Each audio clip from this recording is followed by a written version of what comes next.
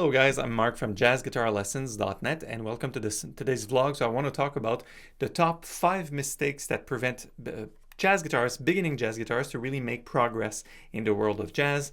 I will discuss each mistake, of course, but I will try to focus on a few solutions. I don't want to be obstacle focused, so we don't focus on the obstacle, and I want to see that you can find a way around it.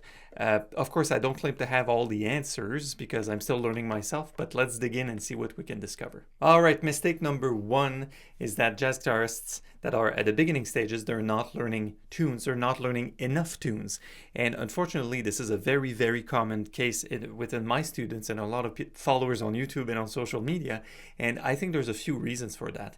The first reason is that jazz theory and everything that comes with the vocabulary seems intimidating. So people will go, well, I need to learn all these modes and arpeggios and all the chord voicing. So people wind up focusing on that and then forgetting to learn, say, jazz standards and such. They could come to a jam session and play with people. So you can freeze. You get to a jam session, you've been practicing for a year, and all you know is arpeggios. That's very common.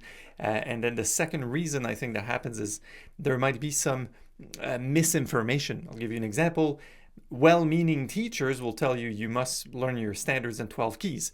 And I think the intention is excellent. However, you should be able to play Autumn Leaves in 2 keys before you think you're going to address giant steps at breakneck speed at in the 12 keys. So this ultimately what you should strive for is knowing everything in 12 keys, but it might not happen. It certainly did not happen for me. I played at a very high level, but the point is you can't learn everything in all 12 keys, especially from the get-go, and you have to work your way up there. So those are the reasons I think people are avoiding to learn tunes. Now, what to do about this?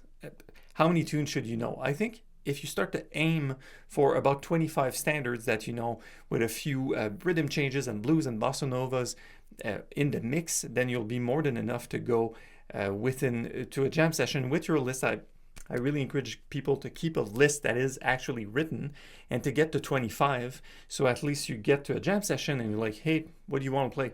Anything on that list, dude. Just go and do it. And after you know 25, so number 1, 25 is not such an intimidating number.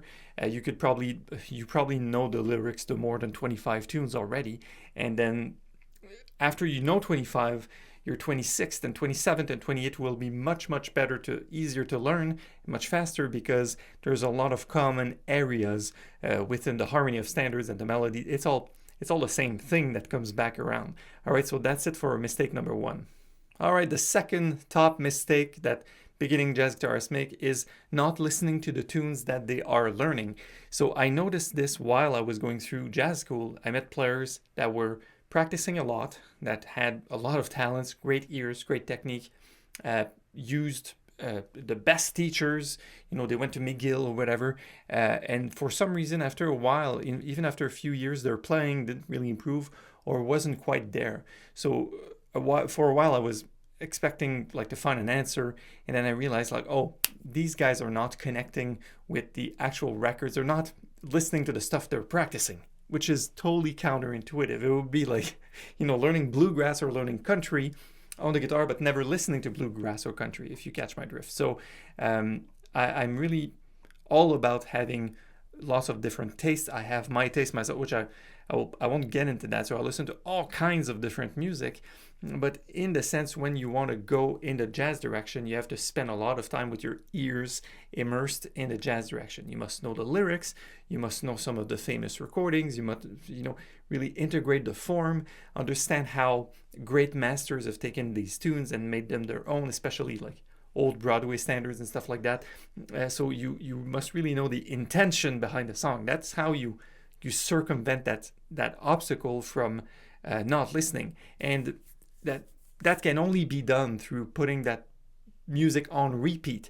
So now in the era, 21st century, I love the 21st century, Spotify, iTunes, whatever you guys use, just make playlists and have them play throughout the day. If you're doing chores or if you're using public transportation or while driving or while gardening or whatever, in the shower, put these tunes on and you'll realize that you're humming them along and even starting to sing parts of solos. And to me, after you've done this here, that's half the battle. And once you get to it, you look at the lead sheet, you're like, yeah, it's going to make a lot more sense. All right, so let's go for the next mistake. All right, let's talk about the third mistake I think beginning jazz guitarists do or have. Can you have a mistake? Anyways, not working on time. You will notice that if you go to jam sessions or if you've been around colleges and stuff, jazz guitarists are notorious for having bad time, and there's a few theories, ways to explain why this is. Number one, we're trying to make the changes in the next scale, so we're so caught up in the materials of it and the grammar and the syntax of the theory of it that we sort of, we're wondering about that. Everything else falls apart, including the time. That might be why.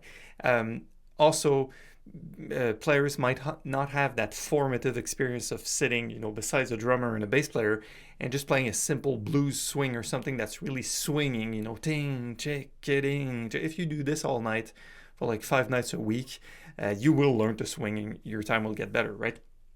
And a lot of times we're sort of left to our own devices when we're playing in combos, say, where there's no piano. We start to comp, we play the right chords, all in the wrong places. So here are a few remedies. We can remedy to this by, instead of being launched in the stratosphere on our own, trying to go Pat Metheny style comping, go back to the basics of comping, like say Freddie Green, with just a bunch of quarter notes, or even gypsy jazz style, where you have a clear recurring rhythm that you can lock in with. Also, one thing that's been really helpful, and I've done this with actually the Barry Galbraith Comping Series book, with the written bass lines. You can have bass lines from recordings, and we're talking about bass lines that are almost exclusively quarter notes, and you can learn them and play along with, say, Ray Brown and stuff like that, and you'll be like, oh, this is the meaning of swing. So doing this is ways to connect to your time. And I'm not talking about like subdividing triplets and whatever. I have plenty of time exercises that I give my private students, but I will get into that in a further video. All right, mistake number 4 that jazz guitarists do, or beginning jazz guitarists have, is not considering the musical situation. Like, think of it, I took a note on my computer. Jazz guitarists will find themselves in a wide variety of settings: duo with a vocalist, with a singer, male or female singer, trio, it can be bass, drum, and guitar, it can be duo with another guitar, quartet, bass, drum, and guitar, and piano, quartet with a piano. Oh my god, what do we do? Big band, etc. So oftentimes you'll hear beginning and intermediate guitarists even not take full advantage of the register they are in. And I've noticed this through going to school myself, and I've done it. I've played guitar duos. There's music departments are full of guitarists. There's more guitarists than any other, maybe drummers as well, but there's a lot of guitarists. So it's only natural that these guys, these friends, like my friends, get together and we jam, we play duo guitar. And what happens is it's extremely difficult to play for an instrument that has the exact range and the exact notes, especially if someone is soloing and the other guy is comping in the same register. It might get muddy. Or if the player himself who's soloing, maybe he's comping for himself in the middle, it might really get muddy. So I will leave it at that, just to show you that's a typical example of ways guitarists sort of make the mistake of stepping on other people's toes. And no, you don't have to go the route like never play a bass note on a chord. That's not necessarily true. Depends on the context. So ask yourself these 2 questions. Number 1, what is the musical situation calling for stylistically at this moment? And number 2, what are the instruments around me doing? How can I fit here harmonically in terms of maybe density of voicing or types of voicings, and also harmonically and rhythmically, how can I fit in? Is there a vibraphone in my band? And by becoming sensible to that area, you can develop the type of playing that's proper to the situation. So it's not like, a chord is a chord and a scale we're all playing that tune. It doesn't work that way. It doesn't work that way. You have to exercise some musical judgment and say, sometimes it's better if I shut up. Sometimes it's better if I play more. If you're playing with a singer and you leave him or her hanging because they're needing that next chord, you need to hit it hard and clearly and really give the time. So I've seen all of this being made as types of mistakes. So let's see if you can judge yourself of what best to do in the musical context. All right, I saved the best for last. So number 5 mistake, the best one in my opinion, is worrying about gear. So do not worry about gear. I could end the video right there. You should have a guitar that's playable, that has a nice action, and that is in tune. I mean, the intonation is fine. If you can play that, that's awesome. And hopefully if you're playing an acoustic, you have a pickup in there and you can go to a jam session and be heard. That's what you need. I've had a phase personally where I experimented with some picks. So I love these guys, Jazz 3 Dunlops. These I started to use while I was still a shredder in high school for some reason. Then I went back to medium picks. And then I tried, I think maybe in jazz school, like 3 types of picks, thicker or thinner, and I stuck to those. The black ones and the red ones have a different sort of texture. And by the way, there's also this guy, Altex, so they're almost transparent and they're a bit wider. They call them the XL because I have large hands. I figured it would work. I tried it last year, it doesn't work. So you see, I get back to my favorites. So spend a little bit of time figuring out what guitar you like, what pick you like, but then leave it at that. That's my high recommendation. Save the stuff like the pedals and whatever to find your sound for later. Even if you play straight ahead jazz in a, I don't know, maybe something like this, like a Roland Jazz Cube that is a totally like intermediate, it's not a high-end amp. If you get a good sound and get good time and you can play good gigs with that, imagine how it's going to sound like once you plug in your Dream amp or whatever, your tube amp, that your Blues Junior. I love the Blues Junior, but there's other really good amps. So I think tone comes in the fingers at first and in your ears.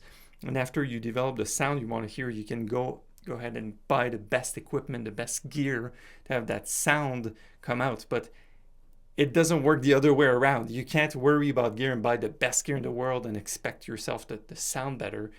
You can sound really bad with really good gear.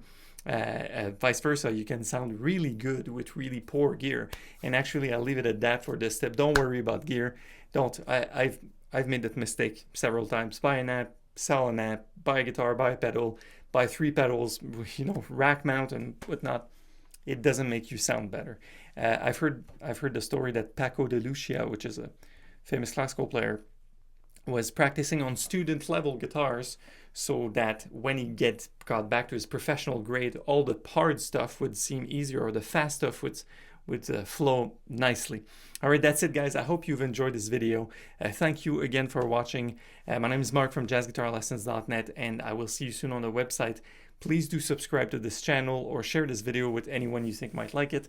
And here's my bit of gratitude. I typically do this at the beginning of the vlogs, but I will tell you thank you. There's billions of videos on YouTube, and you chose to watch me here. I hope it was helpful. Please do let me know in the comments if you have any ideas, comments, or feedback for future vlogs, and I'll see you soon on the website. Take care. Bye.